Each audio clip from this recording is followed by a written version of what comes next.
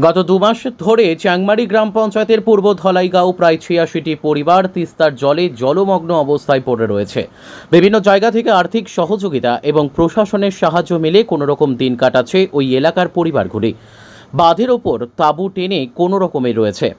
শুক্রবার ক্রান্তি ব্লকের পঞ্চায়েত সমিতির সহসভাপতি মেহবুব আলম ওই পরিবারগুলির ছোট ছোট বাচ্চাদের কথা মাথায় রেখে তার নিজের উদ্যোগে ওই পরিবারগুলিকে বস্ত্র তুলে দিলেন, ছোট বড় এবং মহিলাদের জন্য শাড়ি, চুড়িদার ইত্যাদি।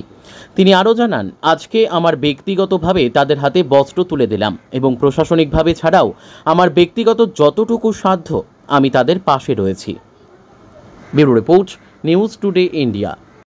তিস্তার জলে যারা মানে বাড়িতে ঢুকতে পারছে না বা অসহায় অবস্থায় আছে, তাদেরকে আমরা সকলে মিলে আজকে তাদেরকে আমরা বস্ত্র দিয়ে সহযোগিতা করলাম এবং আগামী দিন এদের পাশে আমরা প্রশাসনিকভাবে হোক, ব্যক্তিগতভাবে হোক, আমরা সকলেই থাকব এবং আগামী দিনে যেন তাদের জন্য আরও কিছু আমরা করতে পারি, এটা যেন সকলেই এই অসহায় ফ্যামিলিদের জন্য তাকায় এবং তাদের পাশে আসে যেন দাঁড়ায়, সেটাই সকলকে আমি আহ্বান করব।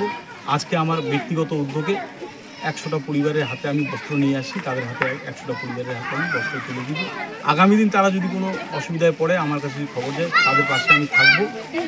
এটাই আমি এখানে যারা লোকাল এখানে পঞ্চায়েত আছে, আমাদের জেলা পরিষদের মেম্বার আছেন, আমরা সকলে মিলে তাদের পাশে থাকব এবং তাদেরকে আমরা তারা আমাদের গণদেবতা।